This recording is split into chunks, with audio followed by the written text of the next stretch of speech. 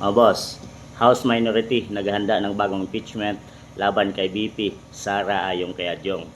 Kinumpirma ni Lanao del Sur Representative Saya Adyong na may ilang miyembro ng House Minority na naghahanda umano para maghain ng panibagong impeachment complaint laban kay Vice President Sara Duterte.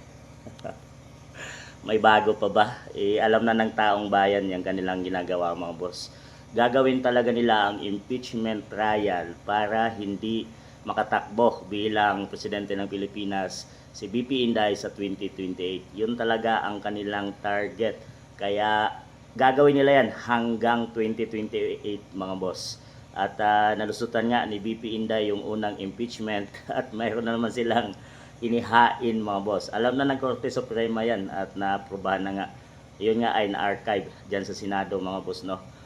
Talagang hindi nila matanggap at gagawin talaga nila ang lahat dahil natatakot na sila, mga boss, dahil lalapit na ang 2028, ang paghuhukom ng mga taong talagang nagbulsa sa pera ng taong bayan, mga boss, ay takot na dahil ito, ang babaeng ito, si BP Inday Sara, ang maglilinis sa mga ginawang kabulastugan ng mga congressman ngayon, mga boss, no, na talagang tamasa ang kanilang bulsa ngayon, punong-puno, mga boss, sa PBBM administration. Talagang pera ang tumatakbo ngayon, mga boss. Yun ang pinapatakbo ni Marcos para suhulan itong mga congressman, mga boss, no? At talagang corruption sa mga flood control projects at na walang linaw, walang nakukulong kung sino itong mga sangkot na ito, mga boss. Puro pangako lang ang binitawan ng ating Pangulo ay hindi naman natutupad.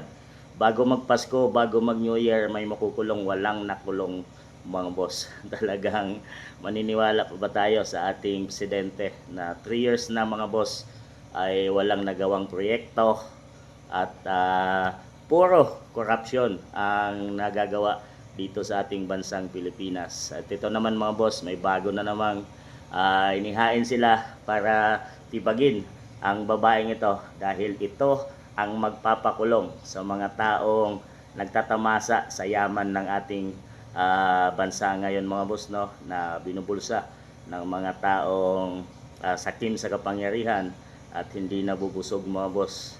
Pera ng taong bayan ay kanilang nilustay, binulsa at talagang sagana ngayon ang mga ito. Mayroon pang 3 years na magtatamasa sila sa pera ng taong bayan. Pero darating din ang panahon, mga boss, ang paghuhukom, ang paghusga, the reckoning, mga boss.